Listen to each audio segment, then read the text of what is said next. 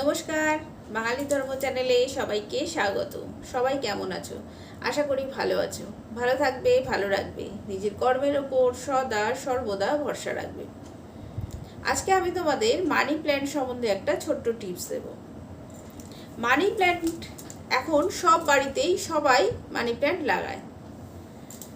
কথায় আছে, money plant যদি চুরি করে এনে লাগানো যায় তাহলে খুব ভালো ফল পাওয়া যায়। প্রথমেই বলবো মানি প্ল্যান্টকে মানি প্ল্যান্ট কেন বলা হয়। এই গাছকে ধন সম্পত্তির সূত্র বলে মনে করা হয়। আবার অনেকে একে টাকার গাছও বলে। যে বাড়িতে এই গাছ খুব তাড়াতাড়ি বড় হয় সেই বাড়িতে টাকার আগমন খুব বেশি হয়। আগমন বেশি হয় ঠিক আছে, কিন্তু শুধু টাকার আগমন হলেই হবে না, টাকা ঘরে টিকেও থাকতে হবে। টাকা পয়সা সবারই থাকে, কারোর কম থাকে, কারোর বেশি থাকে। সব থেকে বড় ব্যাপার হচ্ছে টাকা পয়সা হাতে থাকা, টাকা পয়সা ঠিকঠাক মতো ব্যবহার হওয়া, সংসারের সমস্ত চাহিদা পূরণ করা, সমস্ত মনের ইচ্ছা পূর্ণ হওয়া। তাই মানি প্ল্যান্ট রাখতে হবে ঠিক জায়গায়। অনেকে বলে মানি প্ল্যান্টকে জলে রাখতে হয়। হ্যাঁ, এটা ঠিক কথা যে মানি প্ল্যান্ট জলে লাগালে মানি প্ল্যান্ট বড় হয়। কিন্তু যদি তোমাদের সম্পদ ভাগ্য খারাপ থাকে তাহলে জলের মধ্যে নয়, তবে মাটির মধ্যে মানি প্ল্যান্ট লাগাতে হবে। তাতে ধন সম্পত্তি আসার পথ খোলা থাকবে।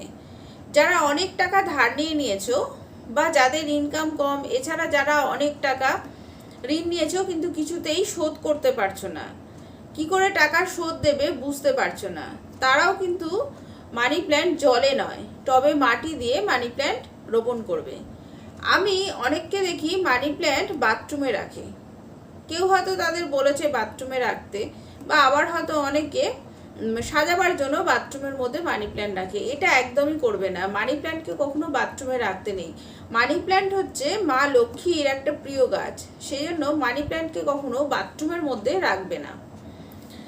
যাদের টাকা ঠিক জায়গায় ইনভেস্ট হচ্ছে না, ইনকাম ভালো আছে কিন্তু টাকা হাতে থাকে না, ঠিকঠাক সংসারের চাহিদা পূরণ হয় না, টাকা জমে না, কাউকে টাকা ধার দিলে সেই টাকা সহজে ফেরত আসে না, বা অনেকে আছে জমিতে টাকা ইনভেস্ট করে, তাদের হয়তো সেখানে লস হয়ে যাচ্ছে, তারা কি করবে? তারা মানি প্ল্যান্ট জলে রোপণ করে নর্থ ডাইরেকশনে তারা রাখবে। যাদের টাকা একদিক থেকে আসে আর একদিক থেকে খরচা হয়ে যায়, ট্রিটমেন্টের পেছনে খরচা হয়ে যায়, লৌকিকতা করতে গিয়ে অনেক টাকা পয়সা খরচা হয়ে যায়, কেউ ধার নিয়েছে সেই টাকা সহজে দিতে চায় না, সেই টাকা প্রায় ডুবে যাওয়ার পথে, তারা কি করবে? বাড়িতে যে মানি প্ল্যান্ট লাগানো আছে সেই গাছ থেকে একটা গাছের ডাল কেটে নেবে, সেই ডালটাকে কেটে নিয়ে একটা গ্লাসে জল দেবে, জল দিয়ে তার মধ্যে 1 ফোঁটা দুধ দিয়ে দেবে, দিয়ে তার মধ্যে ওই মানি প্ল্যান্টটাকে রোপণ করবে।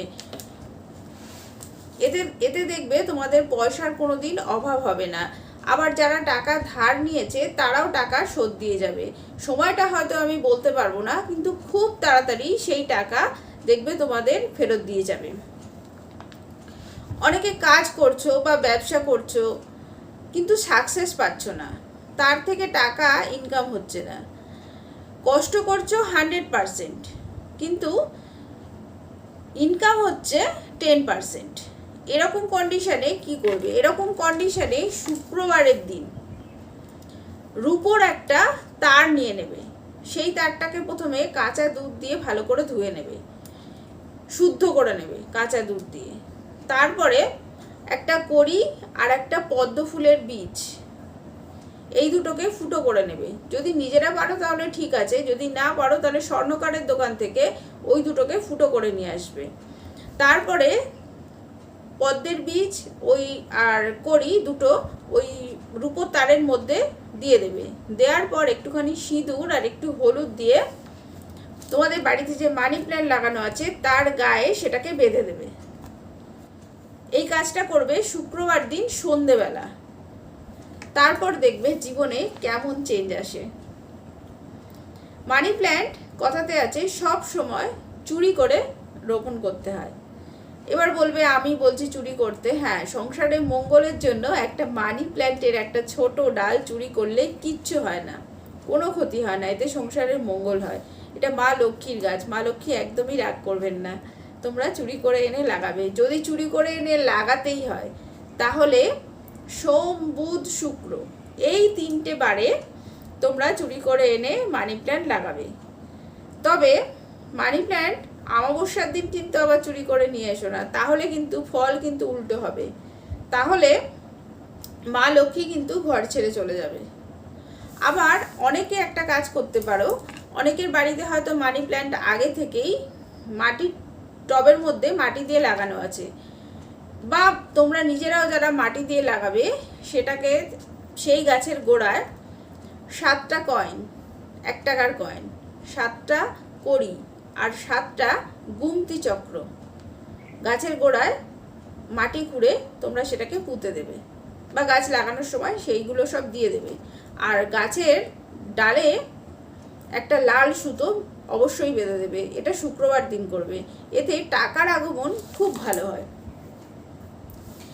মানি প্ল্যান্ট যদি লাগানো থাকে বাড়িতে তাহলে মাঝে মাঝে এই মানি প্ল্যান্টটাকে তোমরা ঢেকে রাখবে, এতে কি হবে মানি প্ল্যান্টের এনার্জি বাড়বে এবং তোমাদের ওই এনার্জি তোমাদের ঘরের মধ্যেই ঘোরাফেরা করবে। আর মানি প্ল্যান্ট যে কাপড়টা দিয়ে ঢাকবে সেটা সবুজ কিংবা যেন কালো রঙের হয়।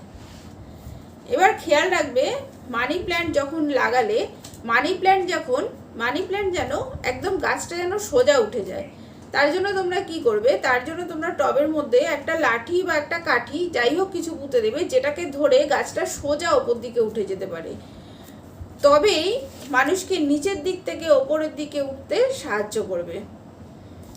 মানি প্ল্যান্ট এমন জায়গায় লাগাবে যেখানে কিছু সাপোর্ট পায়, যাতে গাছটা ওপর দিকে ওঠে আর তাড়াতাড়ি যেন বড় হয়। মানি প্ল্যান্টের এই ছোট ছোট নিয়মগুলো তোমরা খেয়াল রাখো, আশা করি নিশ্চয়ই তোমাদের উন্নতি হবে। আজকে এই পর্যন্তই, আবার হাজির হব অন্য কোনো ভিডিও নিয়ে।